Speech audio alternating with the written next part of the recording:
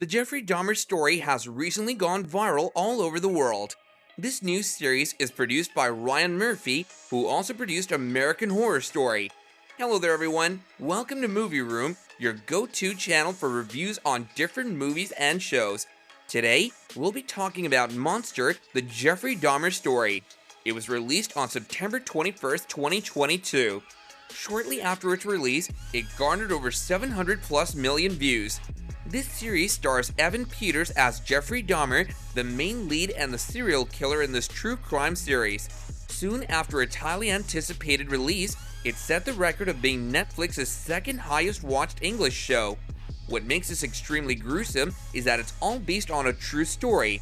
Everything has been represented accurately, from the court trials to the murder sprees of Jeffrey Dahmer.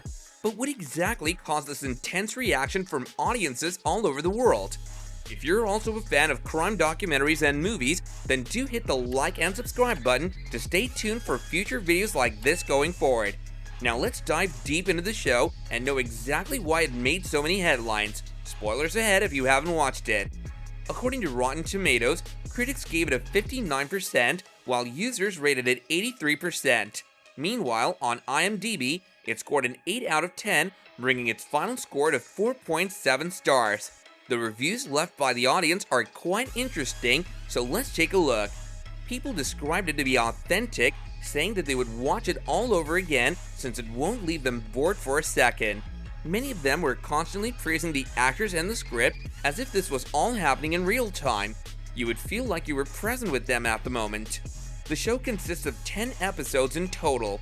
From beginning till the end, you get a good idea of who Jeffrey Dahmer was, why he committed all these heinous crimes, and how he eventually got caught. This show isn't the first time that someone has talked about the serial killer. Many documentaries have been made about him, as he's one of the world's most notorious serial killers of all time.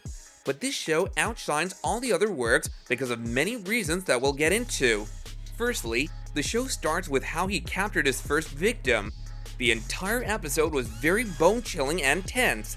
It seemed like they managed to make it as realistic as possible. In between many scenes of the show, they played clips showing his childhood. Jeffrey Dahmer had an alcoholic mother and a very abusive father. Furthermore, you can see how he was always an outcast in his childhood. One of the most crucial scenes was of his dad showing him how animals die. He did that for educational purposes, since Jeffrey was curious about it. Little did he know, however, that this would turn into a sick obsession of his son that would cost many innocent lives in the future. Even the entire set of his apartment was built from scratch. Jeffrey's apartment from 1992 has been caught on tape many times when the news channel covered his arrest. Through that, Ryan Murphy was able to catch on to every single detail. Although the actual crime story is extremely graphic, the series didn't show that for obvious reasons. Even without all that gore, it was able to make the viewers feel uneasy and scared. One impressive shot was when a neighbor smelled very harsh chemicals and a strong pungent smell of meat through the vent attached between Jeffrey and her apartment. This was one of the many accurate scenes in the story. One of the main reasons why this differentiates from other crime documentaries is because it's shown in a story form instead of showing police tapes and investigation reports. This makes viewers more hooked onto the show and engages with the storyline. Now let's move on to how the main lead, Evan Peters, prepared for his role. In one of Netflix's interviews, he revealed that he watched several of Jeffrey Dahmer's interrogations and court trials to fully personify him. There's no doubt that he nailed it. Apart from the physical aspect of portraying Jeffrey, Evan had his mannerisms, expressions, and way of speaking body language on point. He said it was the hardest role he has ever had to play in his acting career. He had to go to a dark place and stay there for a long time, which must have had a huge impact on his mental health. On top of this, he had to thoroughly read the crimes he committed, which put an additional burden on him. We can only hope that he had his loved ones around him to keep in check, as this was not an easy role to handle. Moving on to Nacy Nash, who played Glenda Cleveland. Even she admitted that this was her most challenging role to date. In an interview, she even thanked Evan for being a good support and cheering her up during the filming process. Even though the whole production was very dark, they still found moments to laugh at while filming. In the same interview, Evan also talked about how the producer didn't want to film the show from Jeffrey's point of view. The reason why they showed his childhood was not to justify his actions, but to explain the psychological reasoning behind why everything led up to that point. The show focused on a wider aspect of society. It showed how our incredibly flawed legal system failed the victims. One of these victims was a 14-year-old boy that escaped Jeffrey's murder attempt and ran to the road but fell unconscious. A black woman saw him and told a police officer, but he brushed it off as Jeffrey appeared and claimed he was his boyfriend. If this blatant racism and homophobia didn't exist, that poor boy would have been alive today. Similarly, Jeffrey's neighbor always complained about the noises and smells coming from his apartment, saying he was doing something suspicious, but the police never listened to her warning. Just like that, the show made many notes to highlight the injustice that the victims and their families had to face. Just a quick heads up, if you're sensitive to discussions about cannibalism and torture, this might not be the show for you. However, those who watch crime shows regularly will be just fine. Every show has its positives and negatives, so let's take a look at some of its downsides.